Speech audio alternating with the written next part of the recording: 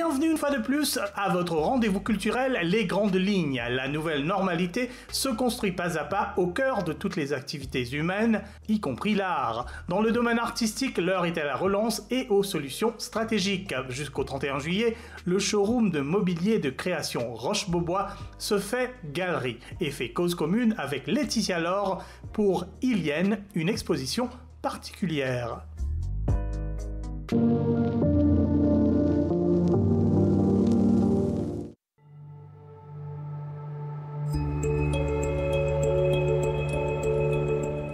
Elle est française de naissance, mais mauricienne de cœur. Laetitia Laure vit et travaille à Maurice depuis de nombreuses années.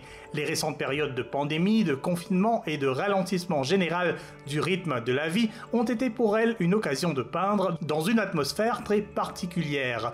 Les résultats de cette période intense de création font donc l'objet d'une exposition assez spéciale qui se tient au showroom Roche-Beaubois, Forbach jusqu'au 31 juillet. Un bon mois devant nous donc pour découvrir ces créations réunies sous le titre Ilienne, qui évoque tout un rapport pictural à l'isolement local et mondial qu'aura entraîné la pandémie. L'entrée est libre et gratuite bien entendu, vous pouvez également réserver des moments plus privatifs sur rendez-vous. Tout cela sujet aux normes sanitaires en vigueur. Nous communiquerons les détails en fin d'émission. Pour l'heure, parole à l'artiste, le temps d'un entretien via visioconférence. Laetitia, merci beaucoup de nous accorder cet entretien. Alors d'emblée, est-ce qu'on peut parler de solo dans le même élan de vos précédents solos? Est-ce que finalement c'est quelque chose d'assez unique par rapport aux circonstances? C'est de toute façon quelque chose d'unique et on ne peut pas véritablement faire le rapprochement parce que l'expérience n'est pas la même. Et après, le processus pour en arriver jusqu'à cette exposition, qui reste quand même une exposition, n'est pas du tout habituel. Je dirais plus que c'est une collection, on va dire, qu'un solo à proprement parler. Ça ressemble plus à des histoires diverses qu'on a envie de rassembler dans un même espace. C'est vraiment unique, je pense.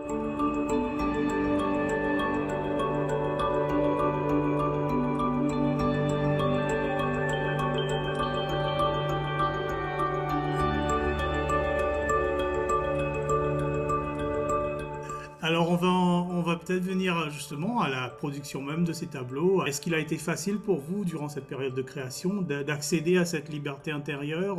Non, mais enfin moi je fais partie de ces privilégiés qui finalement ont pu prendre un certain plaisir à se retrouver confinés. Mais ça c'est le propre. Chacun a tous des expériences différentes, mais c'est vrai que bien souvent, si on doit généraliser les artistes, on a quand même besoin d'isolement, d'avoir la capacité de se retrouver dans son monde personnel, etc. Et donc c'est vrai que moi, avec le temps qui s'est arrêté, même si j'ai la responsabilité de mes 3 enfants, j'ai quand même eu de la chance de vivre de manière positive ce cloisonnement où pour moi c'était vraiment plus une chance qu'autre chose. Donc c'est vrai qu'après la peinture qui en a découlé, c'est une peinture qui est étrangement calme par rapport à ma pratique habituelle. Donc c'est vrai qu'on voit dans certains de mes tableaux, on a l'impression que c'est comme un moment de méditation, alors que moi je suis quelqu'un de très énergique et qui est un peu dispersé, qui part dans tous les sens. Et je crois que ce confinement, à moi, il m'a emmené un peu ce calme que je n'ai pas nécessairement dans une vie active. Et donc la peinture que je livre, en fait, cette fois-ci, est quand même aussi relativement calme. Donc voilà, c'était plutôt positif pour moi.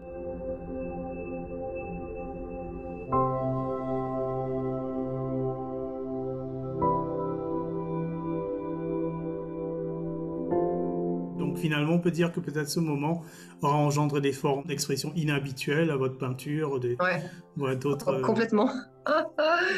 Complètement, c'est très drôle parce qu'il y a notamment une peinture qui m'a pris pas mal de temps, qui est une très grande peinture. Elle fait 1,80 m de large et je crois qu'elle fait 1,50 m de haut.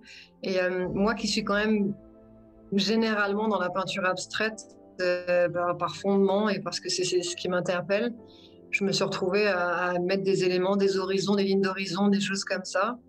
Et finalement, dernièrement, j'ai posté cette peinture dans les réseaux sociaux et un ami de longue date m'a dit « mais c'est drôle, on dirait ta région d'origine ». Et donc là, je me suis dit « ah tiens, il se passe quand même des choses que j'avais pas nécessairement vu venir et qui sont ressorties sur la peinture ». Donc oui, il y a c'est pour ça aussi que je parlais de collection plutôt parce que je crois qu'il y a une trentaine de pièces qui sont montrées chez Roche-Beaubois et d'une à l'autre, il y a quelqu'un qui m'a dit ça vendredi, on m'a dit c'est du Laetitia 2.0.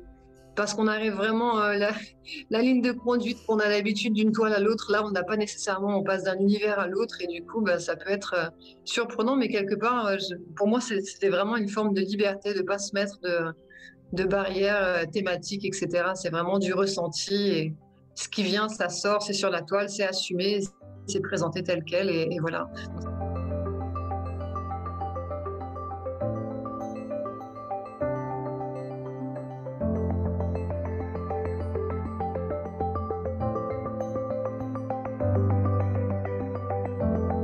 Est-ce que vous pourriez peut-être là nous guider à travers certaines pièces qui résonnent le plus en vous Là, en fait, ce qui se passe aussi, c'est que j'aime bien faire de la peinture, mais j'aime bien écrire aussi à propos de mes peintures. Donc c'est vrai que je crois que vous avez reçu un texte en fait qui correspondait à un communiqué et il y a toute une partie du texte que j'ai écrite moi. Et c'est important pour moi parce que j'ai aussi cette formation d'enseignante peut-être, c'est important d'expliquer mon process, on va dire, enfin, ce qui s'est passé, le contexte, etc. Et le rapport entre le contexte et finalement ce qui est donné à voir à la fin. Donc c'est vrai que là, j'ai analysé en fait qu'il y a beaucoup de choses qui se rapprochaient à l'île en elle-même. Bon, c'est vrai qu'après, hein, quand on est artiste, on est souvent aussi influencé par ce qu'on voit de manière régulière. J'ai travaillé ces derniers temps sur des petites œuvres en fait qui sont des formes découpées que j'appelle des îlots. Et j'ai travaillé à l'intérieur de ces formes découpées, donc c'est du bois qui est isolé comme ça, qui sort de la toile. Et en fait, en travaillant à l'intérieur, bon, moi, ça me met des contraintes physiques parce que mon espace est différent. Après, le support est différent parce que c'est du bois, donc la peinture ne réagit pas de la même manière sur du bois que sur de la toile. Et finalement, quand ces peintures se sont terminées, que je les ai regardées, que je les ai montrées à d'autres, on a tous convenu qu'on pourrait voir des vues aériennes, en fait. Quand on regarde par la fenêtre d'un avion, on voit des territoires, des reliefs, des choses comme ça. Et c'est vrai, quand on regarde ces petites peintures-là, ça ressemble à des îles. Donc je me suis dit, bah tiens, donc je me retrouve sur une île confinée et je peins des îles. Donc il y a nécessairement un lien, que je le veuille ou non. Véritablement, ça c'était la première. Si je devais expliquer cette série d'œuvres-là, je crois qu'il y en a 7 ou 8. Celle-là, voilà, il y a un rapport entre le support et le contexte qui est évident. Après, il y a d'autres peintures qui sont très différentes et qui ressemblent beaucoup à ma pratique des débuts, où c'est beaucoup plus on appelle ça de la gestuelle corporelle, mais c'est un peu pompeux comme terme, mais ça veut dire que on est dans une émotion ou dans un état, et la peinture, on peut la faire couler, on peut l'envoyer, on peut la jeter, on peut la frotter, on peut la gratter, et ça dépend beaucoup de l'énergie dans laquelle on est au moment où on est en train de la faire. Donc c'est vrai que j'ai notamment un triptyque qui s'appelle Lâcher prise. Et je crois que c'est la première peinture que j'ai faite au début du confinement. Donc c'est 3 toiles que j'ai mises les unes à côté des autres. Et j'ai commencé à peindre tranquillement l'arrière-plan, donner une petite couleur et puis une deuxième couleur. Et puis d'un coup, donc je vais prendre ça, j'ai trouvé tel ou tel matériau, j'ai commencé à les jeter. Et finalement, la peinture, une fois sèche, on voit encore les gestes et on voit encore l'énergie du moment parce que ça a séché, ça s'est figé. Mais on voit que la manière dont est répartie la peinture, il y a une certaine énergie qui est fixée là. Et donc ça, je pense que ça correspond à pas mal des peintures que j'ai proposées là-bas. Il y en a qui sont en triptyque parce que généralement, c'est une question de place. J'aime bien avoir un espace allongé, rectangulaire. C'est ce qui me plaît le plus à travailler. Et puis, et puis après, oui, voilà, on voit cette gestuelle, on voit cette émotion de l'instant qui est venue et qui a été projetée sur la toile. Et puis généralement, ce que je fais au niveau du processus, bah, une fois que j'ai fini de faire cette partie, d'abord l'arrière-plan, ensuite jeter ou travailler la peinture, elle sèche. Et une fois que c'est sec, je reviens. Et là, je commence à effacer ce que j'ai pas envie qu'il paraisse. Donc je reviens, je fais disparaître certaines parties, je contiens d'autres. Et voilà, et ça donne des moments qui sont figés, qui sont arrêtés, mais où on voit encore l'énergie. Donc ça correspond à pas mal de mes peintures qui sont proposées là-bas. Et si je dois terminer sur une autre de mes œuvres, il y a un tableau, enfin il y a 2 tableaux qui sont là-bas qui sont vraiment, vraiment très différents des autres. Et c'est pour un de celui-là qu'on m'a dit Laetitia 2.0, où en fait j'ai commencé à... Bon, j'utilise pas mal les Posca. En fait, je crois qu'on voit derrière ma tête, il y a des petits traits noirs sur la toile. C'est des feutres des feutres peinture en fait. Enfin, c'est des feutres qui ont des pointes épaisses, mais qui donnent de la peinture à travers un stylo. Donc j'ai commencé à dessiner avec ça. Et finalement, dans ces deux grandes toiles, dont qui est magistrale parce que c'est celle qui était sur le visuel, on va dire, de la collection, il y a des choses qui sont dessinées, il y a des symboles, on reconnaît pas mal d'objets marins, etc. Et c'est très, très différent de ce que j'ai l'habitude de faire. Ça pourrait rentrer un petit peu dans le, dans un mouvement un peu plus urbain, finalement. C'est peut-être plus urbain au niveau du style. Et c'est assez différent, encore une fois, de ma pratique, mais en même temps, c'était très agréable à faire et je pense que je vais continuer à en faire dans ce style-là parce que c'est différent. Déjà, d'habitude, je peins à l'horizontale. Là, j'ai peint à la verticale. La peinture glisse avec la position de la toile, donc elle réagit différemment. Et c'est tout un travail qui est différent. Et puis, ça prend énormément de temps. On revient, on efface encore une fois, mais c'est intéressant et c'est très différent.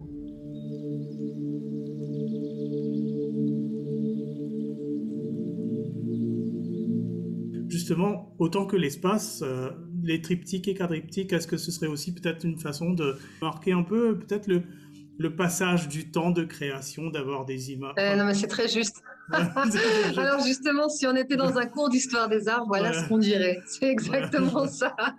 On dit qu'en fait, que ce soit les quadriptyques ou même les polyptyques, quand on en met beaucoup, beaucoup, l'idée en fait, c'est qu'il y a une lecture globale, mais il y a aussi une lecture individuelle. Donc on va prendre le temps de regarder une pièce, et puis on va s'arrêter dans le vide entre les deux pièces, on va prendre une respiration, et ensuite on va rentrer dans la deuxième pièce, etc., etc. Donc c'est dans le temps de lecture en fait qui est différent, et qui est réfléchi autrement. Et c'est vrai que moi, la fragmentation dans mes productions, elle est là depuis très longtemps, elle est nécessaire, elle est importante, elle fait un peu signature parce que c'est quelque chose que j'ai toujours fait et qui me plaît beaucoup. Mais après, ce que je trouve intéressant aussi, c'est qu'en dehors du temps de lecture, quand on l'accroche sur son mur, qui est finalement sa destination finale, on peut aussi lui donner un espace un peu plus grand, on peut écarter un petit peu les pièces. Et je trouve que l'histoire à raconter est différente. On les regarde individuellement, chacune pourrait fonctionner toute seule, mais finalement elles sont ensemble et ensemble elles donnent quelque chose d'autre qui est tout aussi intéressant. Après, il y a aussi l'arrière-plan, donc le mur, qui rentre dans la composition finalement. Parce qu'une fois que c'est accroché, et quand on regarde les tableaux, le mur, il intervient aussi comme une partie de l'œuvre. Et ça aussi, je trouve que c'est intéressant. Ça laisse une petite liberté au collectionneur ou à la personne qui aura l'œuvre ensuite chez elle de travailler avec elle, quoi.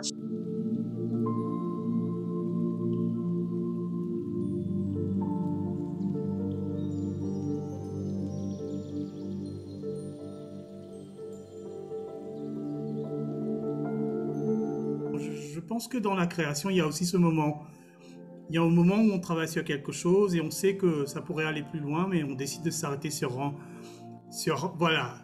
point particulier. Et peut-être justement que les politiques sont peut-être un moyen de montrer ces différents états, au moins saisir différentes propositions sur un élan de création, parmi justement les multiples.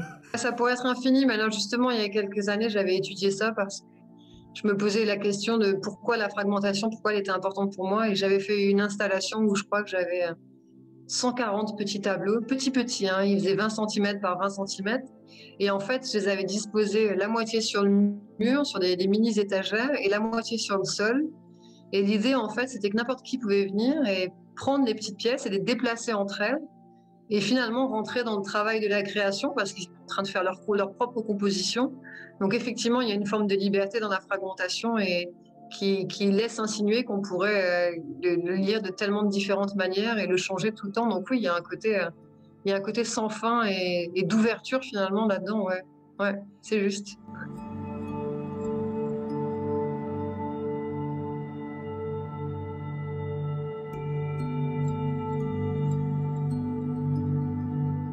Alors, ça aurait dû être ma première question, le titre, Ilienne. Donc, vous y Ouais. avez répondu, mais je vais vous la reposer. Peut-être qu'on peut trouver autre chose. Non, Donc, Ilienne, c'est voilà. parce que je cherchais une façon d'englober toute cette collection-là.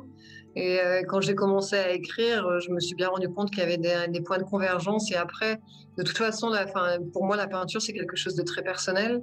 Et ben, il s'agit de ma peinture. Donc, quelque part, je raconte un peu mon histoire, même si j'ai pas du tout envie d'enfermer qui que ce soit dans mon histoire. Mais c'est vrai que voilà, c'est l'histoire d'un être humain, une femme, une maman sur une île à un moment donné dans l'histoire où on est confiné de par le monde. Et c'est vrai que il y a cette notion de territoire, de bordure ouais, et d'isolement qui était nécessairement là. Et Ilienne, quelque part, c'est aussi parce que je suis une expatriée, mais ça fait tellement longtemps que je suis à l'île Maurice. Et puis maintenant, mes enfants sont nés ici, donc je suis nécessairement attachée à cette île de manière indiscutable. Et c'est vrai que je suis devenue ilienne par transformation aussi.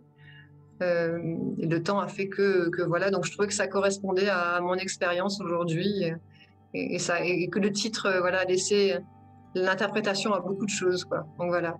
En plus, je le trouvais joli. Je trouve que ce mot est très beau et je ne le connaissais pas avant. Être ilienne, c'est un état d'âme particulier par rapport à ce que vous auriez pu être voilà, en métropole, etc. Bon, je pense que c'est une manière de vivre en plus qu'un état d'âme. Pour moi, c'est une manière de vivre. C'est une manière de vivre complètement. C'est une forme d'autonomie. On a parlé d'isolement, mais aussi c'est une forme aussi de sécurité. On l'a bien vu ces derniers temps. Ça a été pour nous un peu comme un château fort quelque part. Et puis après, ilienne, je pense que dans le mot, ça sous-entend une forme d'attachement. Donc moi, ça me permet de confirmer mon attachement pour une île et pour cette île en particulier. Et puis après, ce que j'aimais bien aussi dans ilienne, c'est que c'est un nom masculin, un féminin du moins, et que je suis femme et que pour moi, c'est important parce qu'au niveau du langage dans ma peinture, je pense que c'est très différent d'être une femme ou d'être un homme. Donc je trouvais que ça regroupait bien tout ça en un seul mot.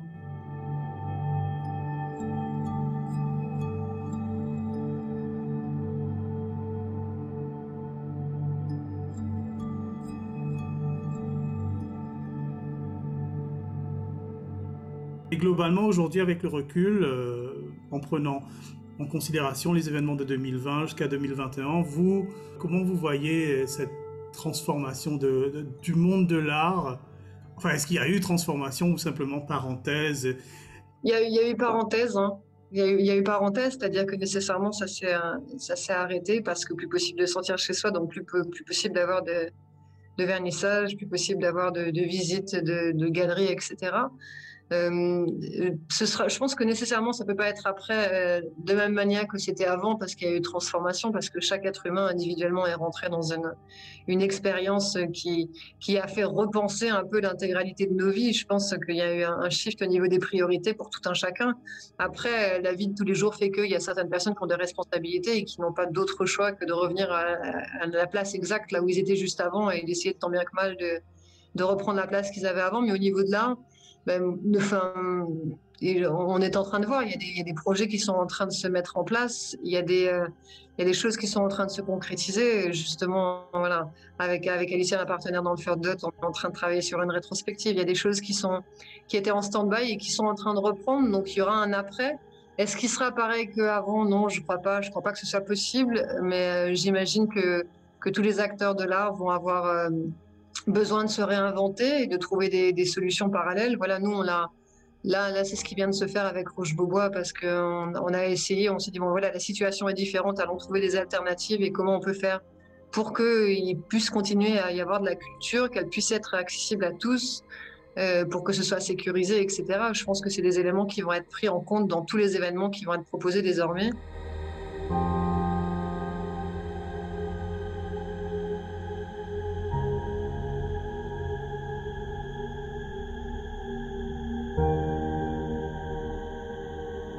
Est-ce que vous sentez que ce spectre mondial de la décroissance, est-ce que ça vous fait peur ou bien vous pensez qu'au contraire, euh, tous les événements qu'on a vécus nous ont rappelé, peut-être surtout chez les collectionneurs, le besoin justement d'avoir...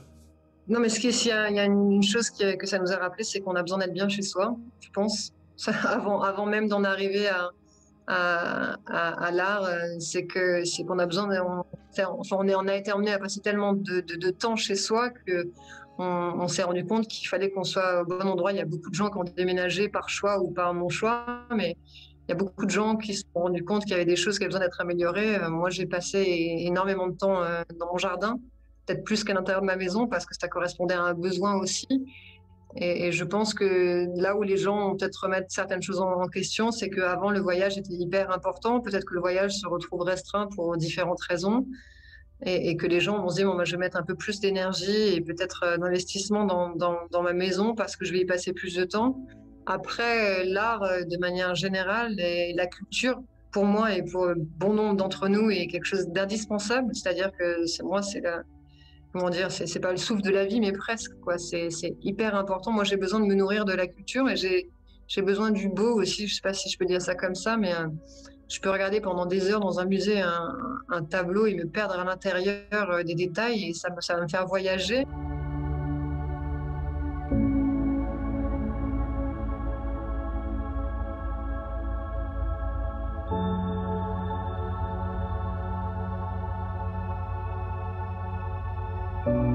Parlez-moi des détails de l'expo, les modalités de visite et peut-être aussi vos attentes par rapport à cette expo. Bah alors justement, là, cet événement-là, il est différent des autres parce que compte tenu des circonstances sanitaires, c'est vrai qu'il y a des choses qu'on n'avait pas le droit de faire. Donc on a essayé de trouver des solutions pour arriver à héberger quand même cet événement-là, tout en respectant ce qui nous est imposé. Donc pour une fois, c'est une exposition qui est extrêmement longue puisqu'elle dure jusqu'à la fin du mois de juillet. Habituellement, on fait 2 semaines, 3 semaines, mais c'est vrai que là, moi, volontairement, j'ai voulu faire quelque chose de très long pour laisser l'occasion aux gens de venir. Et puis après, c'est un endroit qui reste privilégié parce qu'il est fréquenté il y a une petite fréquentation, on va dire. Il y a quelques personnes qui passent par jour et on a facilement la possibilité de se retrouver seul ou en tout petit groupe dans cet espace-là. Donc, on n'a vraiment pas à s'inquiéter du côté sanitaire des choses finalement et en ça c'est devenu quelque chose de privilégié quoi finalement. Et on a aussi la possibilité pour ceux qui ont quand même encore quelques craintes de téléphoner et de dire bon bah voilà je voudrais passer à telle heure, est-ce que je peux m'assurer qu'il y aura personne dans le magasin, et on peut aussi réserver des créneaux comme ça, donc tout est fait pour que l'expérience reste safe et voilà, et privilégiée on va dire.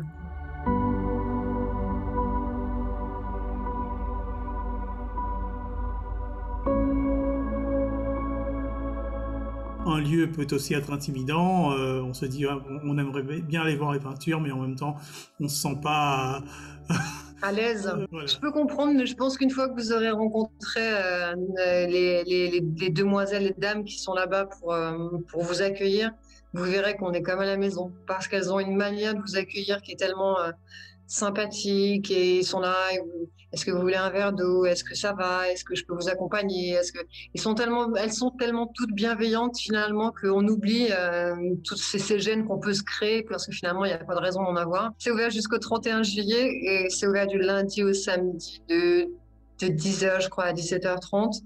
Et moi il y a une heure que je trouve merveilleuse, bon pas je dis trop, mais je crois que c'est à partir de 15h30, 16h où la lumière est plus basse. Et on a l'impression que le temps s'arrête à l'intérieur là-bas et on a vraiment l'impression d'être comme un musée après les heures de musée. Ça donne chaque lumière est posée sur chaque petit objet de mobilier.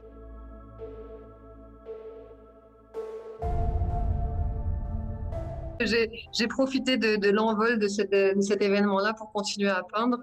Et il y a des toiles, je débarque régulièrement là-bas, hein, et avec de nouveaux tableaux sous le bras en disant tiens regarde je fais ça, je trouve ça intéressant, et donc à chaque fois je tombe sur la responsable qui me dit oui très bien allez emmène, on prend, on va mettre, et finalement ça reste un projet évolutif, donc même si vous y allez à plusieurs reprises, les tableaux ne seront pas nécessairement les mêmes, mais c'est parce que moi ça m'offre la liberté de continuer à peindre, donc ça aussi c'est plutôt une bonne nouvelle, donc je continue à peindre tous les jours un peu plus. Et les gens sont masqués à l'intérieur, hein. Toutes les demoiselles qui sont là-bas sont masquées.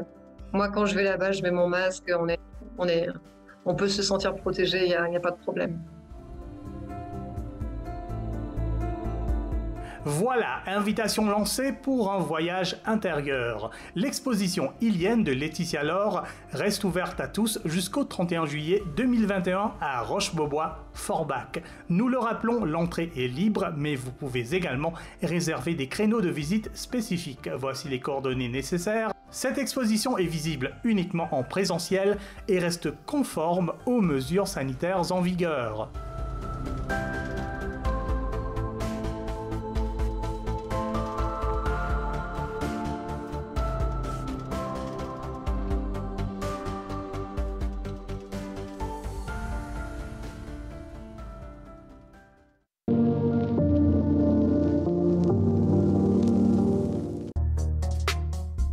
fin de cette édition, on se voit dans une semaine pour parler art et culture. Comme toujours, soutenons l'art et soutenons-nous les uns les autres. À la prochaine, restez en ligne.